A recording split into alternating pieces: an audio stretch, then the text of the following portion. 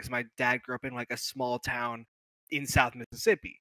But he like he read all of L. Ron Hubbard's books, and he basically ascribed to it without being in it.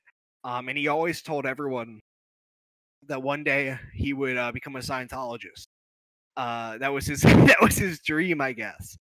And then one day it happened. Like, I think somebody, like, I don't even know the process, but he somehow became one.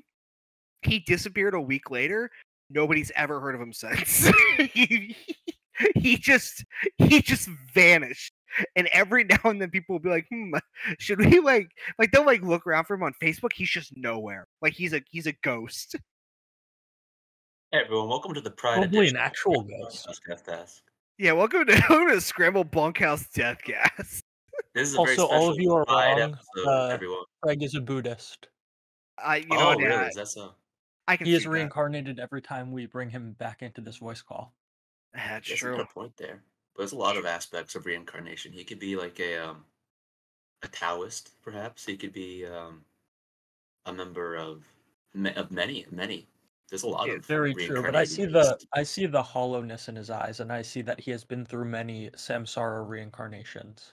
He's been through the cycles. The true hells of this I could see universe. that. Wow. You know who also seen the true hells of this universe? Like the Bodhidharma look. Who has seen the true hells of this universe? Ethan MacBiller. The one person who has seen the true hells of this universe is the hero of our story today, Jesus H. Christ. He saw all of the terrible things that man has done and still decided to sacrifice himself for our good. He did. Sure. But I think, we do need to give some context. Usually I'm the guy that for these matches I'll come and I'll provide some. So let me just for a second. I guess the important war would be to start with Jesus was born in a manger. Hold on. I think there were 3 guys. I think there were 3 guys who went to visit him, I think. Yeah. They John, I carried, don't like gold, frankincense. What was the third thing? Ferb. Oh, okay, right, guys, yeah. For all of you fans out there, I'm going to post this into the description, but I found somebody who explained the lore really well on YouTube, so I'm just going to drop the first part of that lore series right here. It's a really in-depth analysis video. Okay. Yes, yeah. All right, yeah, okay. You know what? I think you're onto something. Shout out to King James, whoever that is. Oh man, yeah. You don't know LeBron James? Oh man, he wrote it goes without saying. It does go without saying. You got to listen to all this before we discuss this match. So. Yeah. Bad news, Scramcast Nation. You're gonna have to spend Pride Month listening to this, but it's worth it. It is worth it. And also, major spoilers throughout the rest of this video, so that's why you have to read it first. Yeah. At the end of the day, you'll be able to come back here and you'll be able to enjoy the conversation. You just can't do it until you engage in a little bit of that. And Ethan's right. I'm a big fan of this guy. I've listened to this guy's stuff like every single week. He's really good at what he does, and I'd recommend you guys listen to all of it from start to finish. Okay, Cake. I've been wanting to ask this for days now. I've avoided it because I want it to be I want there to be record of your answer. Okay. How did you find this? Oh. Oh boy. Well, no, it's actually a pretty simple conversation. A friend in Ireland sent it to me one day. I was chatting with them as one does about business, and I was sent footage of old Tomohiro Ishii tapes, and it kind of just led to this somehow. I don't recall what the exact pipeline was. I just remember I got a link to an old Ishii war match, and somehow it led to this. So strong assumption it's the Keisuke Yamada match, the one in Hurricane where it's him and the other rookie just beating the shit out of each other. Or it has him wearing pink tights. I think he's got some weird pink going on. Okay, that might be that one. It might be the Mochizuki match. But okay, you went from watching Ishii in War to somehow, someway landing on this match, which yes, in the I span of one conversation, mind you. in the span of one conversation, this match has, from what I'm seeing, 1,000 views, which is Yes. it's not a small amount of views. I've seen much smaller, but the video is from 2013. It is. It's on a channel that has no other wrestling because it is not a wrestling channel. It is It's a church. It is a church. It's a church. Yeah, it's like a Christian organization. It doesn't seem like it's a church per se. It seems like these might be the people that like organize the event.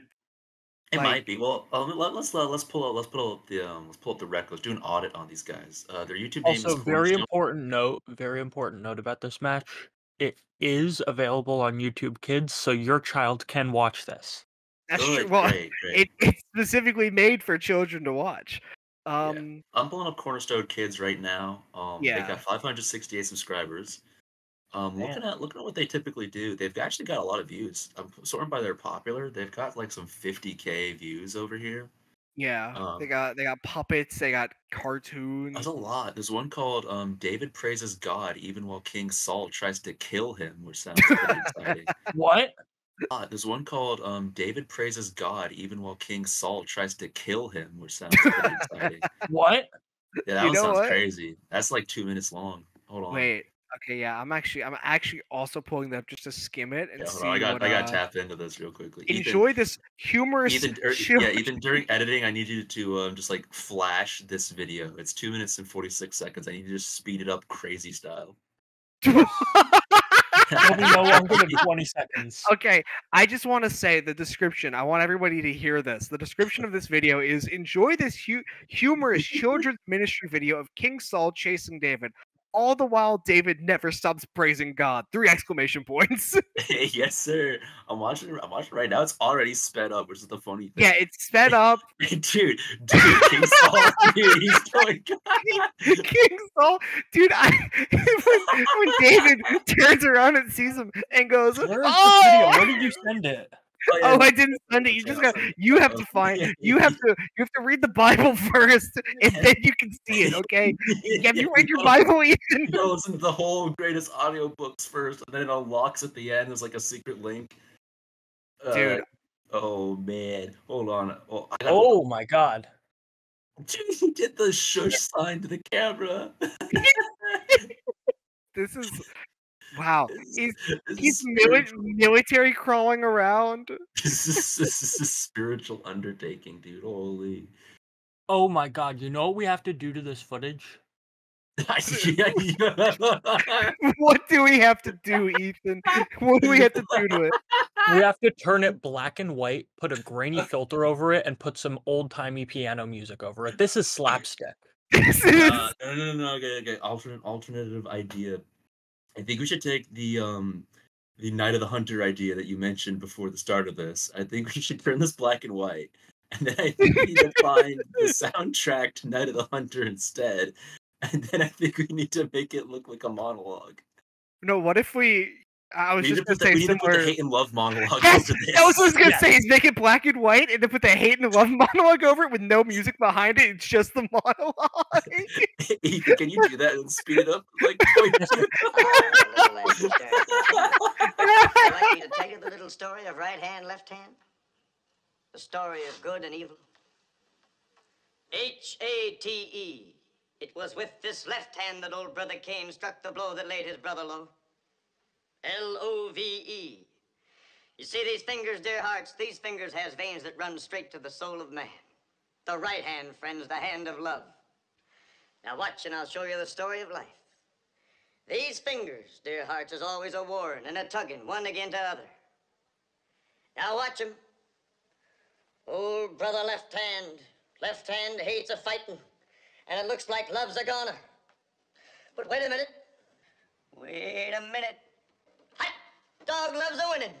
Yes, sirree. It's love that won, and old left hand hate is down for the count. I never heard it better told. Wow. Okay. So this match. Hold on. One more important note about this YouTube channel that I think is very interesting. Okay. There are a lot of uploads from 11 or so years ago. And then they just stop uploading.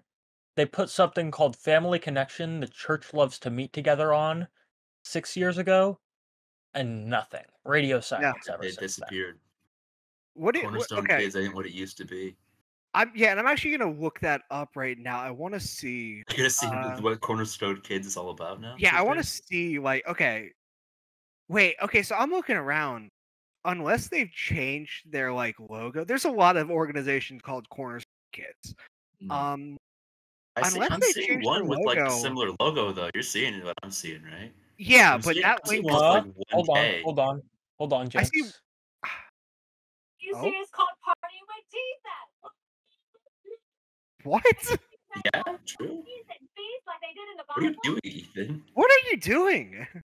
Okay. Ethan, I just found Partying with Jesus, April 2011 children's teaching series. I don't know. I'm looking to. Oh my God! Hold on. Hold the phone. I think we found the next peak. Oh my God! I got one because they have a second account apparently. Also called Wait, they do? Kids. Yes, this one has 4,000. Oh, I see it now. And this one here, has a video called Cheeto and Gordito: The Story of the 10 Tacos on it. And I can't even begin to tell you how that relates to Jesus Christ, but I've got a still that I'm gonna send to the chat, and somebody's got to put it on the whiteboard for me because this is the most American meeting I can imagine. I'm taken aback by this donkey. I'm looking at the channel now. This donkey's terrifying. He's got such a gaping maw. Have you seen all the puppet shows that they have on the channel? Mm-hmm. Yeah, that's like their thing. That's like that's their big thing. That's their big thing. Have you seen Cheeto?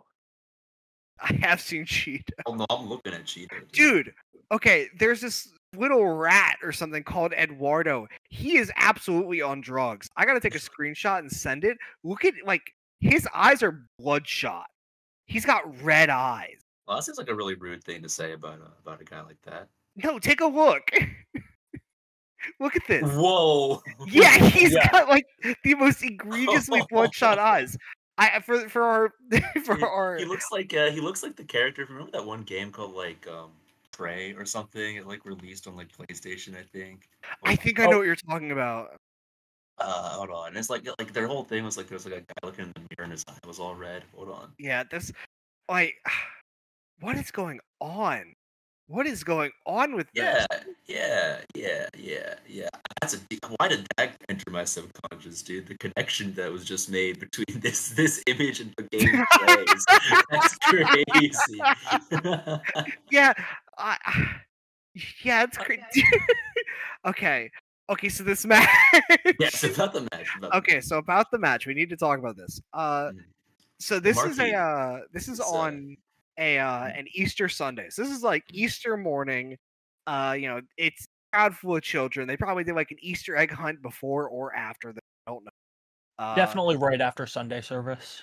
I would say, this is right after Sunday service. They do the wrestling and then they go hunt some eggs. So it's baffling. This is a baffling match, and I've thought about matches like this in the past because it's not common. But there is wrestling in this world that is designed to be more than the rest. I know the whole thing of matches, some fucking in the Fed and shit, other companies, the matches are a segue to a larger story. But it's still the focus of the match in those cases is meant to be the wrestling.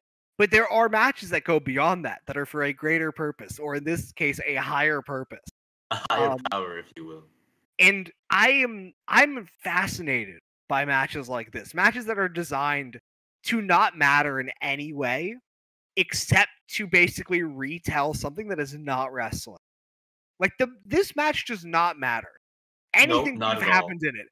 Legitimately anything. The kids would have reacted the same because one person is called Satan and the other person is called Jesus. Like, and the whole lest we point, forget, it's a handicap match, so there's also it death is. on the There side. is death, which I was confused about because I mean I know when I was a kid I was scared of death, and I know these kids are scared of, but I feel like it might be not great to emphasize that death is the devil. I feel like that's a weird thing to emphasize to the children. I guess they want to build they want to stack the cards against Jesus. You know, he overcame death. You know, I understand why, but it's like death, but also death took you to, like, there's a whole conversation to be had. And I've not gone to church in years, but it's weird. A lot of this is weird. This is all really weird. Like, it's really funny, but also this is all just really bizarre to me. It's always been bizarre to me. Like, even when I was going to like church camp during the summer when I was a shitty little kid, like, it's always been like weird and bizarre to me. And this is wrestling that is like as bizarre as you would expect for something like this. Like, not just that the match exists, but the match itself is one of the strangest things I've ever seen. Like, I think what's interesting about it is the fact that I cannot tell how much training anyone has in this, but there's also clearly some training involved in everybody. I just have no idea what the level is, because there's people, because like it seems like they can't tell what they want to do at any given point, but then they just bust out a judo throw like picture perfect. Yeah, or, like Satan hits like an NCAA takedown at one point. Sure. Dude, yeah, Jesus ankle pick Satan at one point, like a perfect ankle pick. Yeah, it's so weird. It's weird, yeah, because it's just. I honestly believe that none of these guys are trained in wrestling. I think they're trained in martial arts. I think there's a good chance that they have some level of training in like amateur wrestling, like they did in high school or something, and they just remember. But I feel like a lot more of this is just them doing what they've seen on TV. It has a really it feels, the way the match goes feels the exact same way that like backyard matches that me and my friends would have went in like whenever we were like middle schoolers or like elementary schoolers. Like there's a complete lack of pacing. Like there is pacing. It's like they have pacing because of the rounds and shit. Yeah, they do like a British rounds match. They have a British round system and everything. And there is like some level of pacing, but none everything of the rounds are the same length, by the way. No, they just start and finish. The rounds are not dictated by length. It's dictated by when does the person facing Jesus take a bump and stay down, or alternatively, when Jesus takes a bump and stays down for his rising 3 days later. Like, of course. Yeah, it's just what the fuck, man? I don't even know how to talk about this. I mean, there's nothing. I mean, there's so many things that we could talk about. Yes, this is Jesus H. Christ we're talking about. That's true. The most documented man to have ever maybe lived. This is there's a lot to unpack here. And apparently, he's a wrestler. He is a wrestler. Yeah. That's like important thing that we have not mentioned. It is canonically, this is actually him. This is the true. real guy. Yes, this is Jesus Christ, the Son of God. Important to mention that. Yeah, I don't know if you guys like are letting this sink in. So like, I'm just gonna repeat it. This is actually Jesus Christ that we're talking about. Yeah, I do want to say. Just saying. I want to say, because I brought it up a lot when we were watching. The commentary is like ridiculous because commentary rules, dude. I truly believe that, like, I'm sure both of them are. I'm sure that they both are. Neither of them are actually commentators. I believe they're both like youth pastors, especially the dude that talks the most. He's like doing bits with Satan. Like when Satan comes out, he says, "You got something on your face, Satan," and Satan checks his face. He's like, "Ah, I got you." Like, what the fuck are you doing? What are you doing with Satan? He's toying with the devil, bro. And he's like making these crazy ass calls and just going, "Whoa!" And then he's the referee at the end. And then I swear to God, they play a rock song at the end, and I fully believe that it is that guy's band. Because like he was fully in tune with the lyrics and the tempo and everything. That was his band that sang that song. Yeah. Not to say that that's the only song, as there's actually multiple songs that play. They They take a page out of the Tobita playbook and they play like an enemy threat music for the entirety of the match, but the enemy threat music is not actually intimidating at all. Yeah, it's Benny Hill. It's Benny Hill. And Rocky. And Rocky. It becomes Rocky when Jesus is forced to make his comeback. Yeah, during the Heat segment, they engage the Rocky music, which is inspired. Yeah, and it's not even just like the Rocky music. It's like the first Rocky song is like for the initial conflict with Satan that ends with Jesus losing, and then they play the overture. I think is what the song's called. I don't remember. They start playing overture and shit whenever Jesus makes when he makes his comeback because he rises again. Oh man, yeah. Let's not forget the way that Jesus goes down in this is how you'd expect two evil goons from hell come out. Well, they don't have to come out. They've been there the entire time. They've been evil gooning in the corner. Yeah, and they just like they crawl in and they actually nail nails into the hands of Jesus Christ. They crucify him in the ring. The important thing is they don't have a crucifix, so they're just nailing him in place. To the air. They're nailing him to the air. The thing is, Jesus really looks like he's crucified. Like, credit to this guy, he genuinely looks like he's nailed to something. Yeah, he looks like he is not good. He's a master of. He's been working the Jesus gimmick on the circuit for like 20 years now. Without a doubt, dude. And then he gets his with the Mr. Pogo blade and just falls. Mr. Pogo blade. He gets pogoed in the stomach. No, it was not even Pogo. The Satan guy hit him with the end of the stick. It was the farthest away from the blade you could get. Yeah. Oh, yeah, that's right. I forgot about that. I guess he said he couldn't risk it. You know? Yeah. I mean, and that's the nice guy. I think that brings up a good point that like half the things they did here were like horrifically bad. Oh yeah, they missed all of it. Jesus does not connect with like a single kick for this whole match besides one. He hits one kick to the stomach that looks like brutal. It looks like he caught the guy playing Satan shoot. Really low. Oh yeah, the head kick was also looked like it was a shoot. But all the other kicks are like with like half a foot between Satan and Jesus's leg. Completely whiffed. Yeah, but of course, Satan sold it, and the kids were like, "Whoa!" Because he's Jesus. I would say that's why it's allowed on YouTube Kids, but they allowed the exit tag between Fugo Fugo Yumeji, Senchu Tsubakichi, who else was it? Katie Yano and Norisawa on YouTube Kids. So there isn't very much policing of what's going on there. So it's just on there because the rest of the stuff is on there on the channel. These are similar matches, though. They're cut from the same cloth when you think about it. In what way? Well, okay. Well, first of all, a very small target audience. True.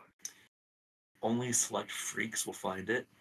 Well, okay, no, actually, you're wrong. Your first point is wrong. Exit is meant for like weirdos that like underground wrestling. This is meant for Christians who are like the largest group of people in the world. I think.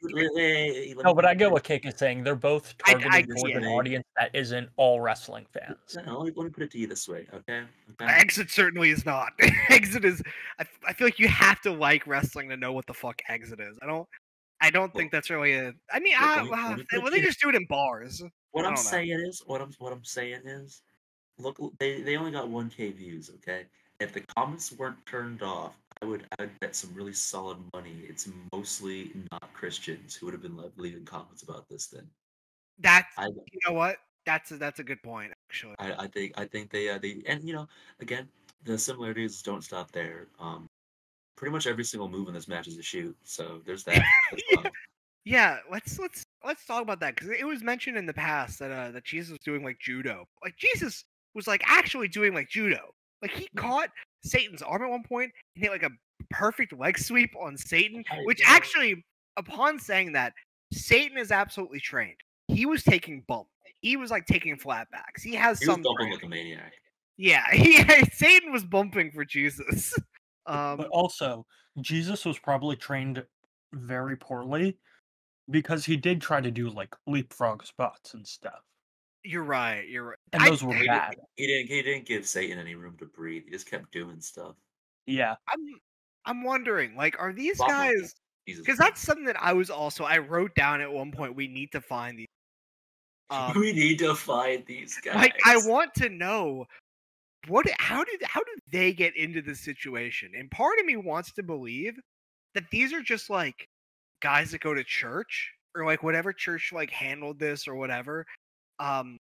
Or maybe just people part of this organization, the Cornerstone Kids thing, and they just got wrestling training exclusively to do this. I don't believe that though, because they have a ring, and there's no way they bought a ring just for one Easter Sunday. Well, they might have rented it from like a local Fed. Like they might just be like, "Hey, we want to do something for this," and which then would beg the question: why wouldn't the wrestlers from the local Fed work it? But also, important note too, Cornerstone Kids does not seem like a small organization, and a lot of these like Christian like groups that do stuff like this, they have a lot of fuck you money. Like they got a lot usually. Yeah, they can just spend it on the randomest stuff that they could think of. And they get crazy tax write-offs too. So like they probably do. I would actually entirely believe Cornerstone Kids bought a ring for like this and for a few other like events. Like I'd fully believe that.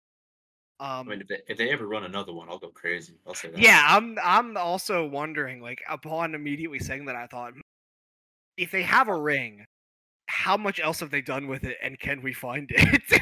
I will tap it. I will be there. Yeah, Rest assured, I will be there, and I'd be ready for it. Whatever comes our way.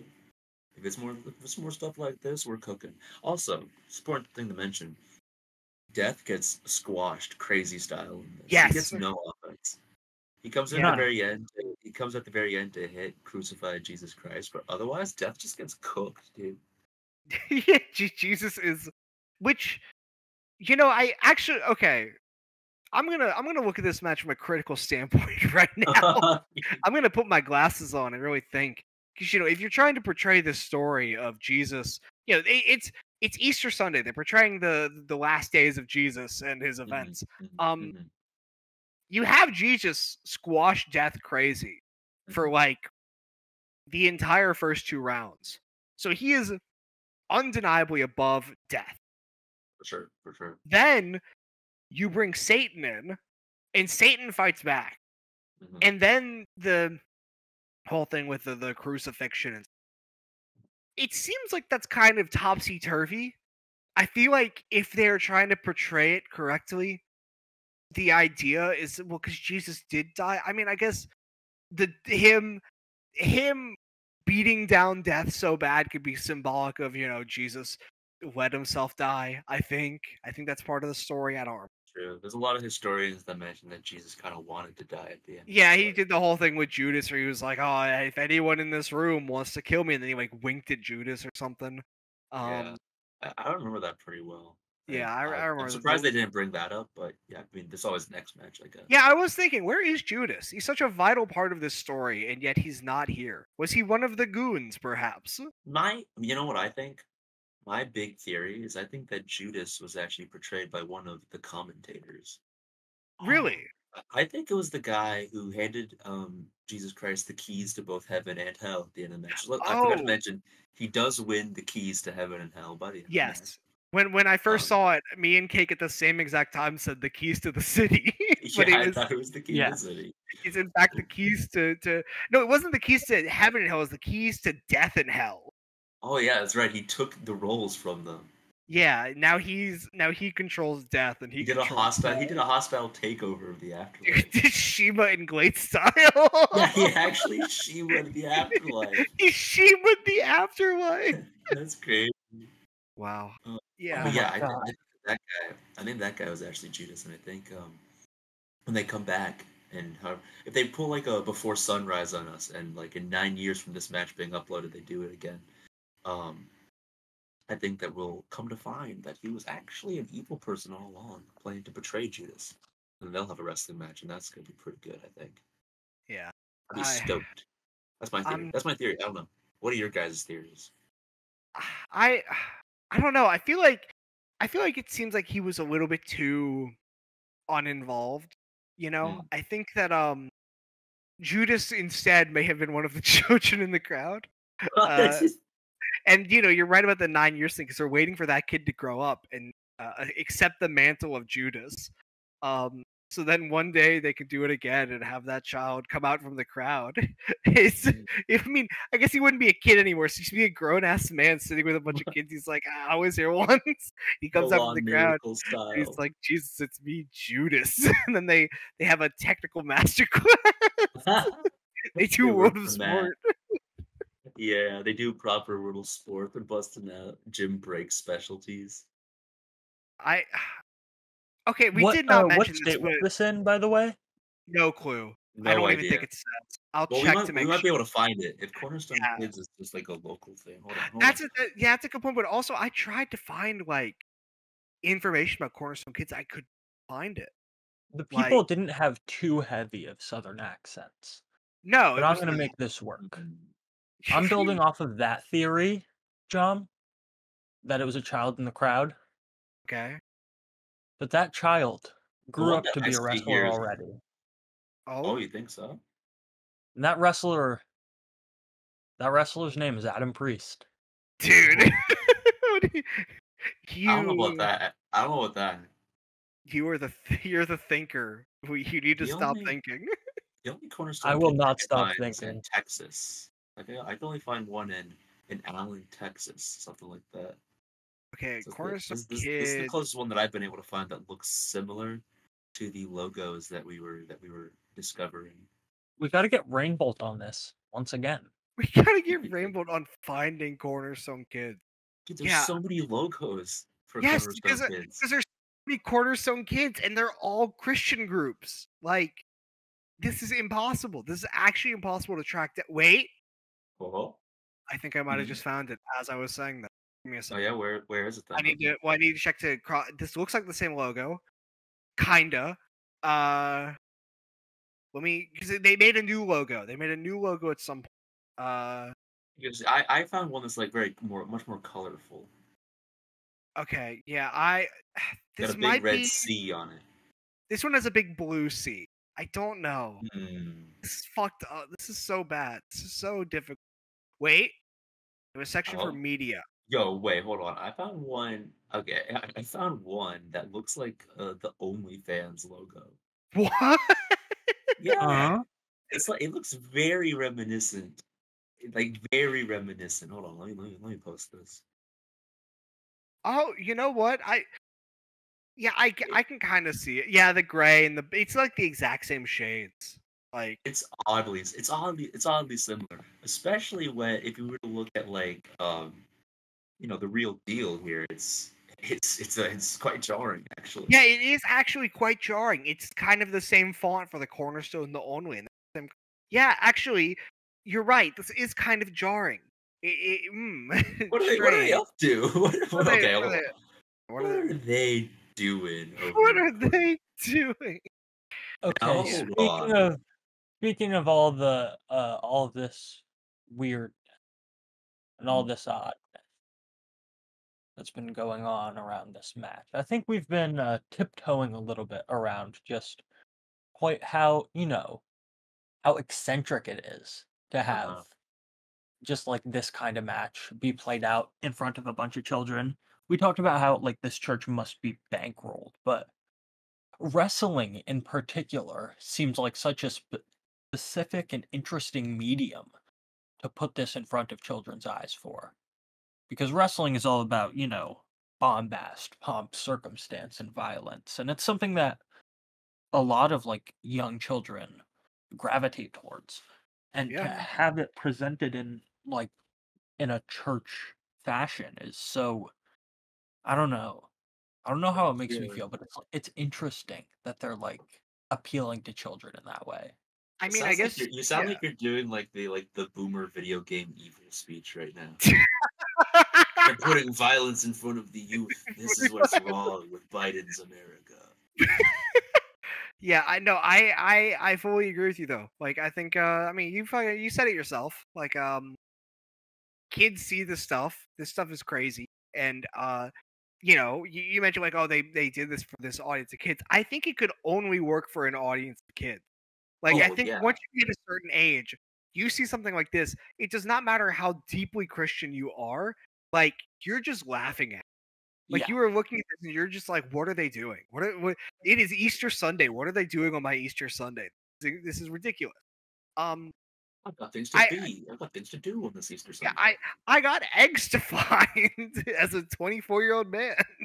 I gotta find these. I gotta find these eggs. They're put around them everywhere. More than the kids do. I gotta clean them up. There might be a quarter in one of them. Think of all the protein that are in these eggs. Yeah, but I just I don't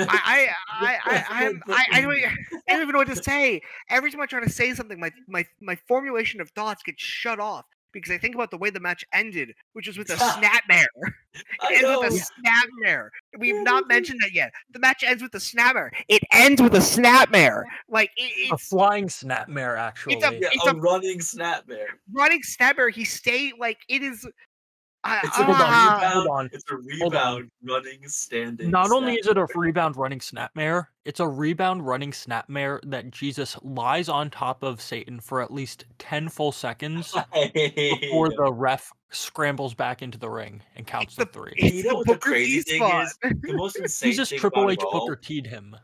The most unbelievable thing about it all is the fact that the snapmare, as soon as it lands, some part of me just goes, yeah, that's the finish. Yes, I do too. Me too. Like somehow it's just the way it landed and the way that Jesus like built. Like there was like it was an inaudible like when he knocked him into the ropes. Like I knew whatever he was doing there was the finish. When he hit the snapmare, I was like, yeah, that's it.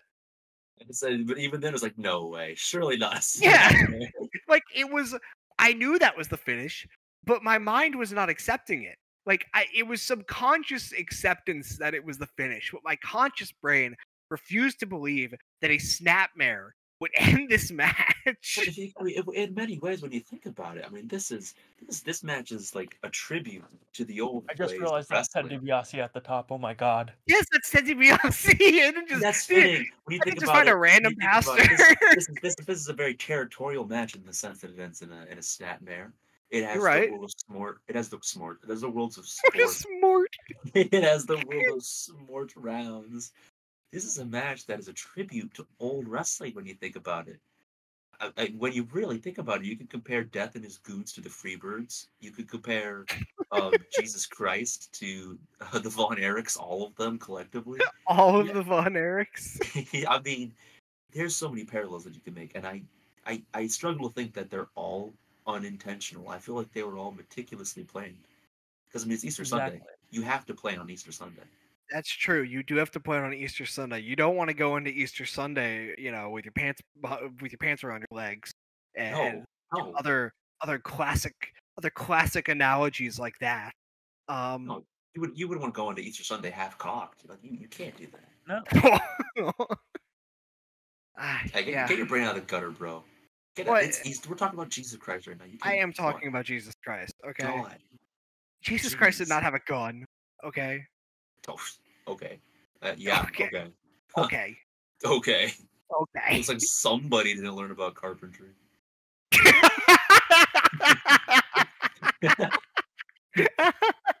One thing I think we ought to mention also is that at the very end of the match, everybody, the preacher comes out and just starts preaching.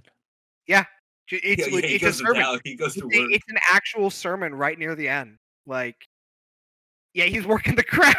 He's doing the Razor Ramon polling the crowd with the kids. Did Jesus win? Yes. Yes, sir. Yes, sir. Yes, sir. We haven't even talked about the ramifications of the fact that Jesus Christ has a monopoly on the afterlife now. We haven't even touched on that. No, we haven't. And I guess there is a certain level of, Jesus Christ is benevolent. There's a level of responsibility to this, though. He already had a lot on his plate. He did. He already had like purgatory or something. He's got to take the wheel from a lot of people. Got all those prayers to answer too. Like, yeah, and Bruce Almighty. You see how many prayers he gets like a day. Let's talk about nepotism, because who's the guy that runs the biggest organization that kind of sees over all of this? Of course, heaven and his dad God, and he's being handed the keys to the kingdom. There's a lot. This is an egregious display of nepotism. No. He won it fair and square. He did win the keys. He did win the keys. But he got put in the match. he got put in the match. He got a booking. Okay. Death and Hell. Death and Satan already had their own key. You're telling me you wanted the youth pastors to contact Shiva and get in here for Easter Sunday? Yes. Well, okay, but I think we need to get Ganesh in here. Was Ganesh a bad contender? We will never know because Jesus was going to get a promotion because he's the son of God. Oh brother. I'm just saying. I think he won it fair and square. Dude, how he got it? Okay. How he got it? Okay, that's a different conversation. And if Ganesha was in this situation, would have gone a different way? Maybe, but they weren't. Okay, You're right. And maybe that's a good V1. All right, maybe that's a good title defense for. Yeah, V1, eventually right? Jesus will have to defend the keys to death and hell. They have to. Maybe even fight for the wheel of Dharma against Buddha of some kind, perhaps. Fighting for the wheel of Dharma. That's like it's when they do the Forbidden Door show. yeah. Wheel of Dharma on the line. That's crazy. Dharma versus keys to death and hell. Oh shit, dude. Winner takes all. Oh no. Oh no. Yeah. Oh no. Then they go to like Mecca and they fight for the cube. They go to Mecca and fight for the cube. For the cube.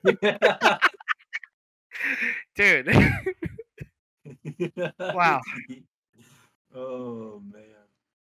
It could happen. It could happen. Seriously. It could happen. It could happen. I mean, hey, I've seen Stranger. I have seen Stranger. Stranger things have happened. I don't think he should though, because there's, like I said, he's already got a lot on him, especially now that he's got the reins to death and hell. So, if I were him, I'd focus on his territory. I would just focus on what's his. Focus on his territory. Yeah, he's right. He's running Houston. Ganesh is running Mid-Atlantic. They got to keep him away. Yeah, every single Hindu god is just in the Mid-Atlantic area. All of them. Yeah, every last one of them. Yeah, I just Buddha's got Portland. Buddha's got Portland. Wow. Shout out Andy. Yeah, Andy, what do you think about Buddha running Portland? What do you think about the Buddha territory? Andy, do you believe in the Bodhi tree? Do you think that the Bodhi tree is a good draw to the people of Portland? Wow. What do you think about this? That's why Bodhi Neptune is such a big name there. Whoa! Bodhi Neptune! Dude. Oh, the pieces are connecting. They're aligning. He's been trying to tell us. Holy shit. Okay. For the two listeners here who don't know what's going on, I'm sorry. Anyway. Yeah, you're not finding out. You're not getting anything out. Yeah, okay. So I gotta ask, is there anything else we need to talk about with this match? Because there is a lot, but I legitimately cannot think of anything else to formulate. Like, I feel bad. I feel like there's more that we should say. This is an 11-minute long match. Really, it's a 7-minute long match. With bizarre, with irregular rounds and a post-match promo. It has everything you could ever want.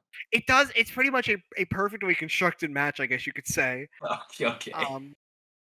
But no, there's just it's almost something you have to see for yourself. Like, this is one of those times where I'm saying the people gotta watch it, because it's, no matter how we describe it, it will not be able to truly encapsulate the feelings that you will feel when you see it for the first time. The closest facsimile to this match in my viewing experience isn't something I've seen in wrestling. It's a documentary I watched for my freshman year of high school, and then I watched it again recently to see if it was still as messed up as I remembered it was, and it is. It's the film Jesus Camp, and if you haven't seen it, it's a very interesting look into a camp that is a very religious camp that parents send their children to for the summer. That's an insane pull, dude. Wow. That's an insane pull to compare this to Jesus Camp, dude. That's crazy. It is nowhere near the level of Jesus Camp, but it's not even close. No. That's but like it is. trying to think of like an accurate like wrestling the documentary comparison right now to like try and like articulate how crazy of a pull that is. I mean, I see the vision though, because I think that I mentioned it before. This shit's all like really, it's so bizarre to me, and I understand that it comes from a belief of like we need to express this to the children. We got to express the belief of Jesus and the love of Jesus's trials and tribulations. We got to express it to the children. But there's something. It's always come off as weird to me, the way that it goes on here and the way that it goes on in so many other ways. Of like, it's like slightly insidious. It's propaganda. This is a propaganda match. Yeah, like objectively. It's literally propaganda. And I'm not saying that like, oh, you shouldn't fucking. I'm Christian or whatever. I don't know. It's just the portrayal and everything about it is so. It's trying to ingrain in the minds of these kids in the best way that it can. And there is something kind of insidious about that. I know kids are not going to be able to fully understand, sitting in the the church and reading the Bible. That's the reason why like halfway in the church they take you over to some place to do like coloring sheet. But I don't know. It's so weird to me. It's really weird. Like this is a really fun match to watch. It's really funny, but it feels weirdly insidious to use wrestling as a vehicle for this. It feels much better if you cut out the post match. Yeah, if you cut out the I got uncomfortable watching that. I'm gonna be entirely honest. I was like, it was like a slam the door in my face reminder of, oh, this is why they did the match. It's like it wasn't. They weren't doing it for the bit. Like I was laughing, but they were not doing it for a bit.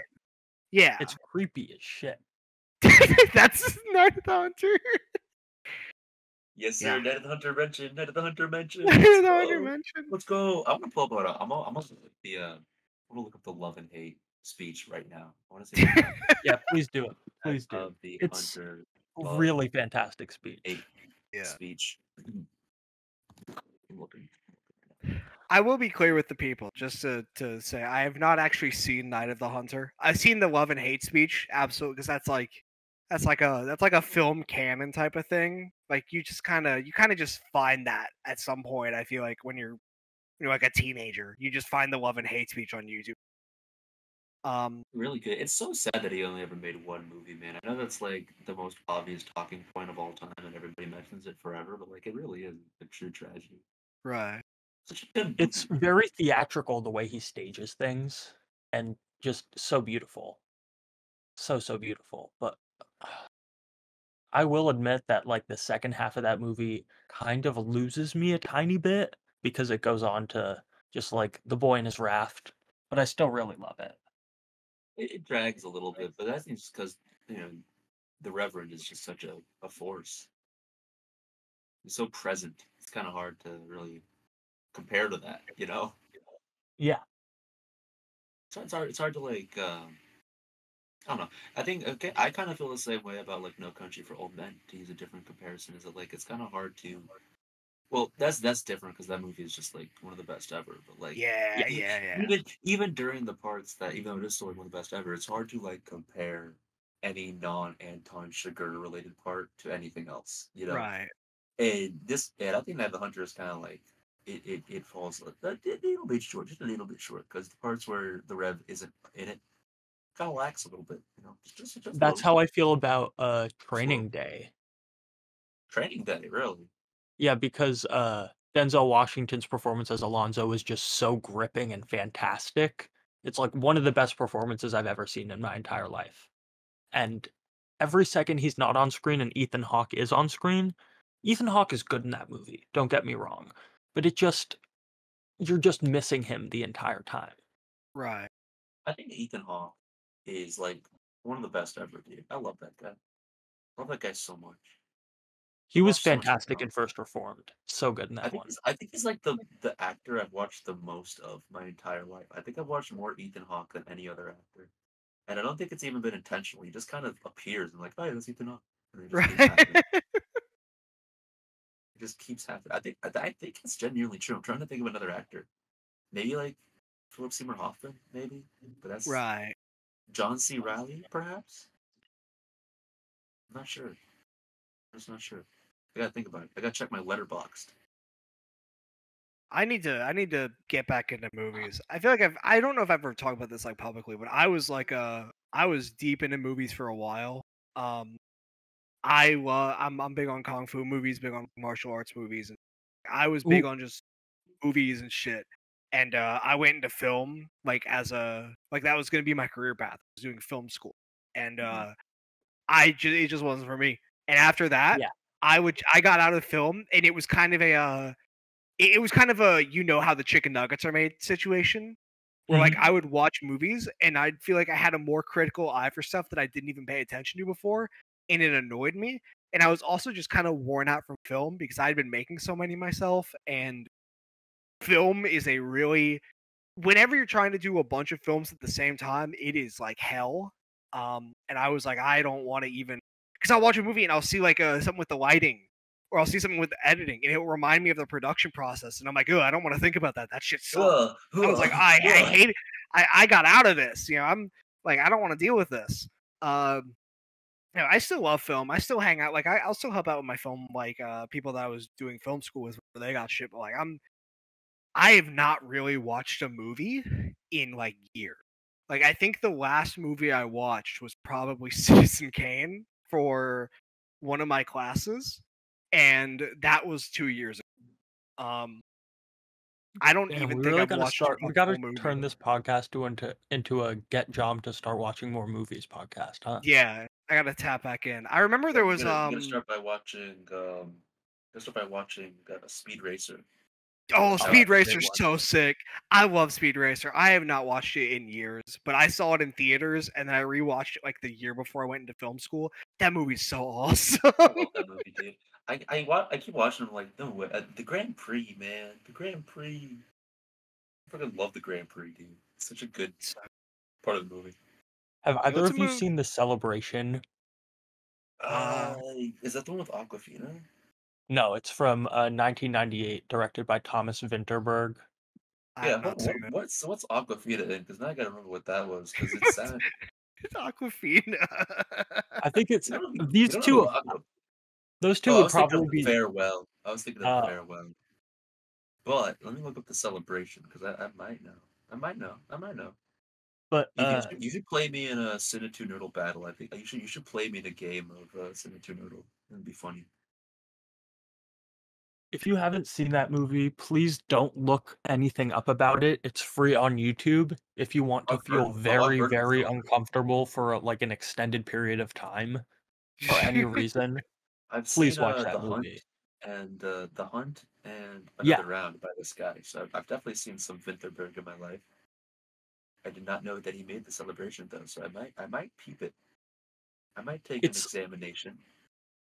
It's super, super uncomfortable. If you've seen the closest things that I can like analog it to would be Happiness by Todd Solondz, or Jesus Christ. yeah. It's a tall order. It's like Happiness in some ways rather than others. That seems hard to believe. That seems a little hard to believe just looking at the poster. These people all look like dapper fellows. Yeah, that's why it's even better.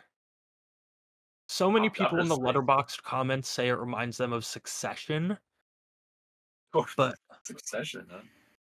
What it really, God, what was the other thing that it reminded me? It reminds me a lot of because it was one of those Dogma 95 movies, which is like where Vinterberg and Lars von Trier were like, we don't want any of these movies to feel like movies. We want them to feel natural and like the director isn't there, which counterproductively makes it feel like the director is more there because you're removed from so many of the things that you're used to in film. But that's a completely different conversation. But it's filmed really, really interestingly, almost like a John Cassavetes movie. Wow, you're just saying people now at this point. No, but it is. It's Look, like, okay, if you're telling me that Thomas Vinterberg made a John Cassavetes movie and it's also like Happiness, brother, what are you saying right now? well, Cassavetes, it's like Happiness in that it deals with a very, very fucked up theme throughout the entire thing. But it pulls its punches more than Happiness does in showing you the graphic, disgusting shit, which I think works way better in the movie like this because it's supposed to be a super like restrained conversation about this the dad's 60th birthday after one of his children, a pair of twins, killed herself like 2 weeks before that. That's So crazy. like, You're like, yo, if you haven't seen this, don't look it up. And now you're like, hey guys, hey, the movie's about this. No, that's information that you know beforehand. That's stuff you find out in like the first 5 minutes. I see. She and it is yeah, it's very the only way I can describe it is it's very skin crawling. It'll make you have that really sick feeling in your stomach, just like that pit going down into your stomach, and then just the weird icy chill across your veins, but in a very good way. It's one of the few movies that's made me that uncomfortable in my entire life, and I respect it for that. That is pretty crazy to say. I mean, I'll certainly look into it. I certainly will. Okay, you have my word. I will look into it at some point. Not anytime soon, but at some point. Well, got too much on my plate right now, dog. I got too much stuff going on. What do you got going on, Cake? I got things. I got things I'm doing. I got plenty of things. I don't have to tell you what things I'm doing. I'm moving in silence, bro. I'm moving in silence. Like lasagna. Fuck you. I'm doing my stuff in the shadows, dog. I'm moving on my own 2 feet. All right. Dom, you said that you are a fan of kung fu movies. Have you seen Ricky-O, The Story of Ricky? God, I don't think I have. Let me see. I might. No, I've not. Oh, that movie's so good. That movie's so good. Ethan, what are your thoughts on 5 Deadly? On what? On 5 Deadly Venoms. There's another name for it. I think it's what there's a what is Ethan, you should watch All That Jazz. I need you to watch that. That's my top 3 movie. Top 3, top 5. Oh, The 5 Venoms by Chang Che. I need to see that, John. Yeah, you gotta watch All That Jazz first, though. Dude, Chang Che, this dude is like the fucking best. Because 5 Deadly Venom, amazing. I love 5 Deadly Venom. But there's a sequel, or it's kind of a sequel. Because the name of it is the way it was released in America is like The Return of the 5 Deadly Venoms, but that's not actually like the name of it, and I don't know if it's even really connected. I can't remember if it's really connected to 5 Deadly Venoms. It's just the specific role, like the specific people that were in that movie, they like started starring in a lot of movies together, and I think a lot of those movies were directed by Chang Che. So and like a lot of them are in this movie, but the actual name of it is Crippled Avengers. This movie fucking rules. I think Crippled Avengers is probably my favorite like martial art from like the 70s and 80s. It is. I don't even know how to describe it. It's just so sick. Okay, if this goes into the episode, I'm going to have to blank out the screen right now because I'm going to a very specific website to see if I can find that movie. Oh, brother. Okay. Oh, brother, this freaking. Oh, yeah, speaking of great directors. Speaking of great directors, Chang Che, great director. Here's another great director, Takashi Miike. What a guy! Oh, I was deep into Takashi Miike, like right before I got into college and right when I got in. Like, 13 Assassins is like one of the best movies ever. Like the remake that like the original is of course incredible, but like I don't know how I don't want to say that I like the Takashi Miike version more because like the original is like a classic, but there's something so good, so like strong about the Takashi Miike 13 Assassin. Also Ichi the Killer. I watched Ichi the Killer like I think I watched it on my own at first. And I've definitely told this story to you guys, but I watched Ichi the Killer on my own. Crazy. This is like such a gross fucking movie. I want to show it to my friends. So I was doing like there was like people were spending the night at my house. And I was like, let's watch Ichi the Killer. And it was incredible because 2 people out of the 7 people that were spending the night actually watched it. they both got bored really quickly and just like got on their phones. Two of them went to my garage where my dad had like a really, really makeshift gym set up, and they just like did gym stuff. And then the other three just walked around and just did whatever. I think one of them went outside and just started looking around in my bushes that like were behind my house. And I was sad, but I was like, you know what? I understand. If I was in their seat, I probably also wouldn't want to get engaged with Ichi the Killer right now, because this is a weird fucking. But directly after the movie ended, one of the guys who went outside came back in. Hey, I want to play my favorite movie now, and his favorite movie was Saw, like the original, and he puts it on, and the same thing happened because nobody's really in a movie watching mood. They want to like fuck around and hang out. You know, I took the Ichi the Killer thing with grace. I will gladly take credit for this. I took it with grace. I understood people were not in a. This guy did not like that though. He just started yelling whenever he realized that like I was the only one that was passively watching, and I kept looking at my phone because I was like, I've seen Saw and I'm watching it right now. He just starts yelling at me. He's like, "What are you doing? Did you not see what's on the screen? This is incredible. You see the Saw in the middle? You see this? This is incredible." He just yelled at everyone for the entire fucking night. And like for the next 3 days, like anytime somebody would ask him something, he'd be like, "Well, did you watch Saw with me?" It's like, fucking no, I didn't, dude. I was fucking snorting, bro. I was vaping in the bushes. I was busy. That's This just sad. concludes the Pride episode of Scramble Bunkhouse. The Pride episode. Well, no, I have one more thing I want to ask the people. Oh, is that so? One more thing.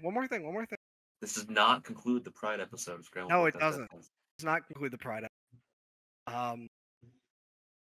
This is something that I wasn't even planning to do because I was thinking about like what should we do in the podcast yesterday. I couldn't think of anything because I could only think about we're going to be talking about the Jesus match. But Yes. Earlier today, there was a tweet put out by one Mr. Fuminori Abe. It was a picture of a page from a notebook. He listed it was a bunch of seemingly show names for the next KT Don show. And he then said something, I don't remember what it exactly was, but it was just along the lines of, stay tuned for an announcement about 20. So, they're running another KT Don show this year. That's pretty much full confirmation. And I want to ask people, just who are some names of people that you want to see on the show? You know, I want to hear who are you thinking could be pretty sick if they did the Battle Arts tribute show run by Abe and Nomura. I have one name in mind immediately, and Oh. just one. That name is Takanori Ito. Yeah. He's like the obvious one. There are a few people that I feel like are kind of obvious. Like Takanori Ito is the obvious one, but like I was kind of shocked he wasn't the first one. Like out of everyone wrestling nowadays, I feel like he's the one guy that gets it and would be able to work that style like seamlessly. And I was kind of confused why he wasn't on the show, especially with Yu Iizuka on it. I was like, they clearly can get great guys, but Takanori Ito would be incredible on the show. I thought of, because he was a guy that I was gunning from the beginning when he got it. Manabu Hara. Fucking. Oh yeah. I don't know why he wasn't on the first one. Like there were like Abe was like, oh, I'm not trying to like just make it a Battle Arts reunion show. So he like made sure to bring in different people that weren't in Battle Arts or were only in there a little bit. Like he brought in Hidaka, and like Hidaka was just not as good as fucking Manabu Hara. So why don't you just leave Hidaka off the card or something and bring in Manabu Hara, because Manabu Hara is still like he's still that fucking guy. He's still incredible. He's like the big one that I thought.